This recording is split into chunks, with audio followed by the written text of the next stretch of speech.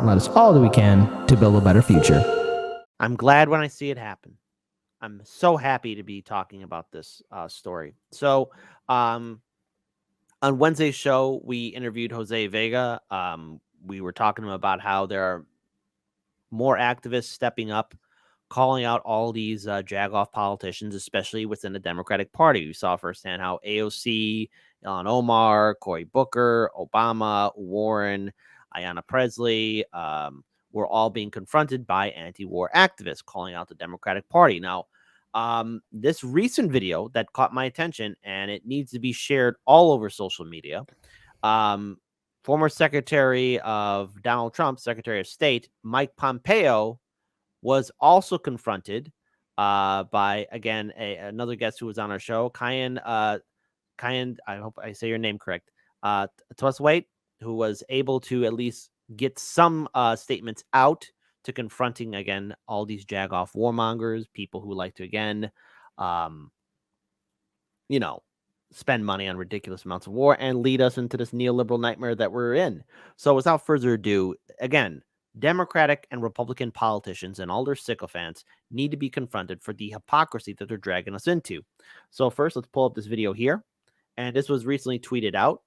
And I urge everyone on social media, you can find this link in the show notes and description box below, to share this. Because again, Mike Pompeo, he's kind of responsible for, again, the deaths of thousands of people. So let's play this video for everyone to see. Because when these politicians and, again, anyone associated them are confronted, it's a good day. Worst Secretary of State in history. Yeah, and you're right. You are the worst Secretary of State in history. Why don't you tell us about the fact that you lied? The policies that you implemented, you were Secretary of State. They're a reason that we're currently headed towards a nuclear war with Russia and China. You distinguish yourself from people like Obama, but the two parties, they are the war party. And you are a maniac. Now, the thing is, again, similar to when anti-war activists were confronting Barack Obama or anyone else in the Democratic Party, again, diehard voters are quick to boo. Again, Mike Pompeo, Republican, surrounded by his own followers and supporters, quick to boo and dismiss what is being spewed out as factual. Again, these politicians are connected to the military-industrial complex. I like that they said that the Republican and Democratic parties are the war party. Like, I appreciate that joining together.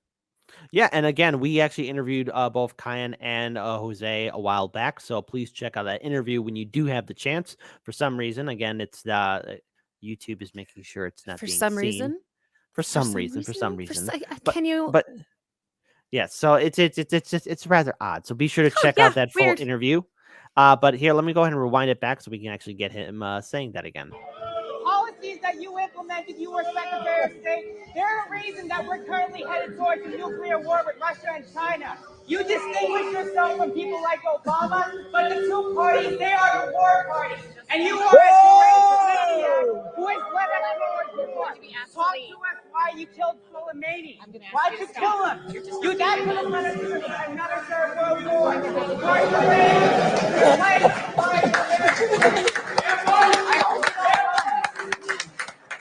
You are the embodiment of evil, and you should be in jail for what you did to Julian Assange.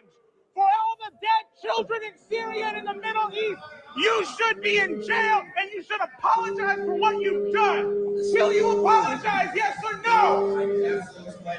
You are the reason we are in this mess. 5 years ago. Go ahead, answer. Apologize. We saved countless lives by striking. You killed people. And the sheep will applaud. Again, I'm not sure who they're applauding, because like they didn't start technically until after the person said you killed people.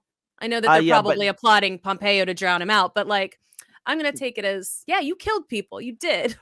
Well, yeah, that would be a nice interpretation. But if we rewind back, as soon as he said we saved lives, again, let's look at what happened under Trump. All right, because Trump is no saint. He is a buffoon, and he surrounded himself with a lot of people who were associated with the Bush-Cheney administration. And he just wanted to bomb the shit out of people, is what his people everyone big old beautiful bombs. So let's rewind this. And again, the same people who clap for Obama, who again lack critical thinking, diehard Republican voters, same way. If you vote Democrat and Republican, I really have to question your critical thinking because again, both parties are designed to keep people subservient and not ask questions and to wear their favorite team colors and root for their team to win. There's no afterthought of, okay, once we get said politicians in office, what policies are they going to implement? Are they going to fight for us? Because majority of the time, 99.99999% of the time, these politicians and everyone associated with their said administrations or staff are going to do everything they can to benefit themselves. 5 years ago. Go ahead, answer. We saved countless lives by spreading. You killed people.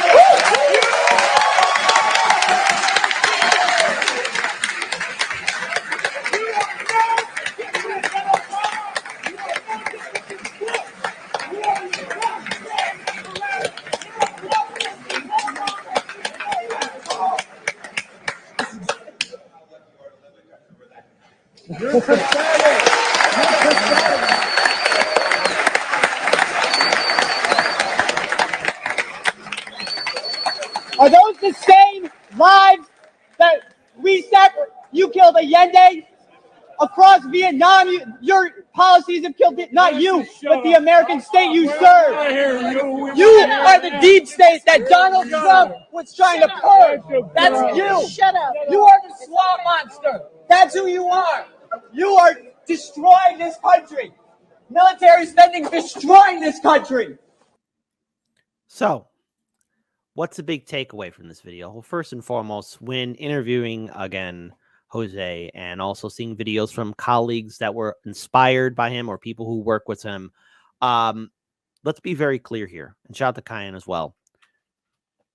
There's something fundamentally wrong with the American people.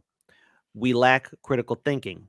We lack the ability to really see our politicians for who they are. And again, I don't want these words to get twisted in any which way. So audience, bear with me with this, but corporate media and the Democratic and Republican Party and all the institutions associated, Wall Street, big banks, top 1%, did a phenomenal job in brainwashing a majority of this population to never consider the fact that the 1% and our government of both parties are screwing us over, leading us to ongoing forever war. That's a system we live in. And I don't care if you're a diehard Democratic voter or a diehard Republican voter. You're going to come at me and say, well, my party defends freedom. My party cares about America's soul. My party does this. My party does this. X, Y, and Z. No one gives a damn. Because the real truth is, millions of Americans are facing unemployment. Millions of Americans are losing their homes and apartments. Millions of Americans are losing their small businesses. Millions of Americans are unable to make ends meet. And this is the problem that both parties gladly created. And when it comes down to an election cycle, both parties, again, are quick to blame the other side, play that show, and then have Americans go at each other's throats. If you really want to fight for a better future, don't associate yourself with the Democrat or Republican Party. Vote independent. Build institutions and organizations that are not connected to Washington, D.C. Lauren, I want to get your thoughts on this. Well, I mean, like you said, and this is the war thing has been going on almost since the inception of our country. It didn't just start with the Democrats and Republicans. It started back with like the Federalists and the Whigs and all of that. Like the U.S. has been at war for 225 of the 243 years since 1776. We have been at war in various countries almost the entire time we've been a nation. It's insidious. Like and it's so deeply rooted in the creation of our country, like just that by itself. And then we were like isolationist for periods of time here and there, but also kind of colonizing on the sly in a lot of times. And we've constantly been trying to fight and take over other places and make money that way. And that's nothing new. And again, nothing is going to change if we don't actively do something about it. So I'm like, and that statistic has always kind of boggled me, the amount of time that our country has actually been at war. It kind of scares me a little bit, and it makes it make a lot more sense why we get stuck in these ruts and these cycles, because, you know, if one party is in charge and they want to be in war, the other one is going to oppose it. And then as soon as they like win, because they like a lot of the time they win because we as a country don't want to be fighting. We don't want to be at war. So the losing party who's not in power says, oh, well, we're anti-war and we're going to like stop the war. We're going to pull our soldiers out, et cetera, et cetera, et cetera. And then they take over and they win. And then guess what? They find another reason to fight in another place. And it happens every single time. And it does. And the thing is, this is another thing too on why the system hasn't changed. A lot of Americans don't really care to vote.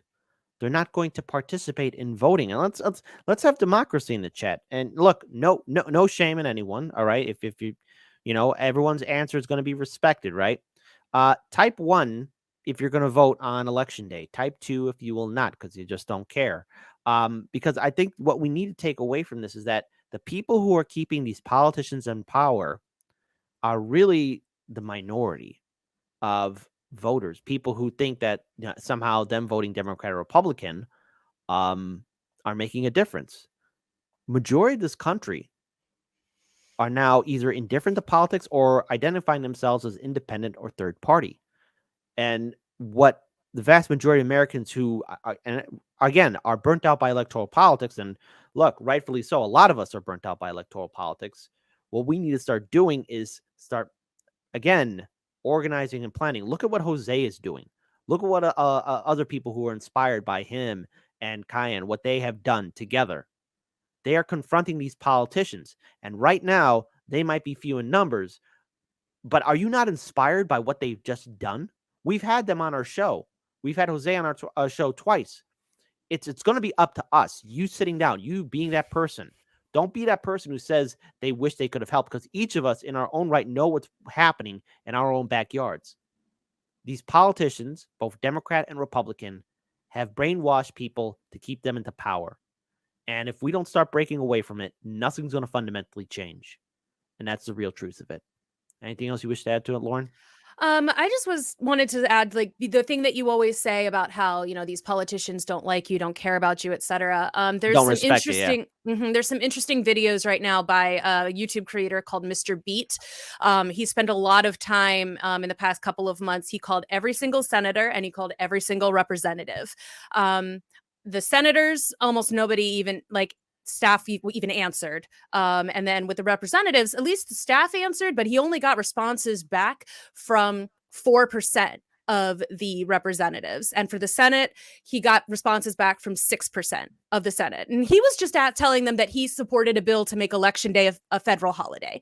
So like, he wasn't even talking about anything super polarizing, but the fact that like he couldn't get anybody to respond, almost. He got almost no one to respond. A couple of people responded with generic letters. Cory Booker actually did respond with a video, so props to Cory Booker. Really? He's the only person who did. And then it was a very interesting series of videos where he just wanted to see what would happen if he called every single representative, because again, these are the people who are supposed to represent us, and most of them in the Senate and in the House. And again, of all of the people who are like known, like the people that we actually talk about a lot, the only person who responded to him at all was Cory Booker. Pretty much nobody else even bothered to respond. And like the people who did respond to him, that 4% and that 6% respectively, are the people from like tiny districts, or they're from they were just not people that we talk about. Potentially the people who are actually trying to do their jobs. So I just thought that was interesting. And it kind of links into what you're saying as well. Like, they don't care. All they actually care about is campaigning, because goddamn, will they campaign about you? Like, some of the responses he got were just campaign fundraising ads. Like, that's it. Right. So yeah. So I just think that is interesting and relevant to your catchphrase. Yep. Again, they don't like you. They don't think about you. They don't respect you.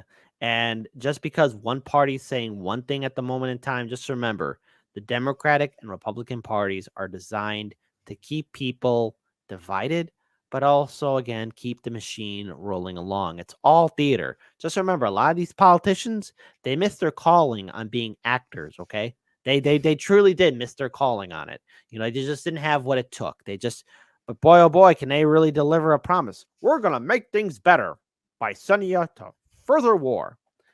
That wasn't my Obama impression. I was just trying to be arrogant, but yeah. Okay. It didn't really sound like Obama, so you're fine.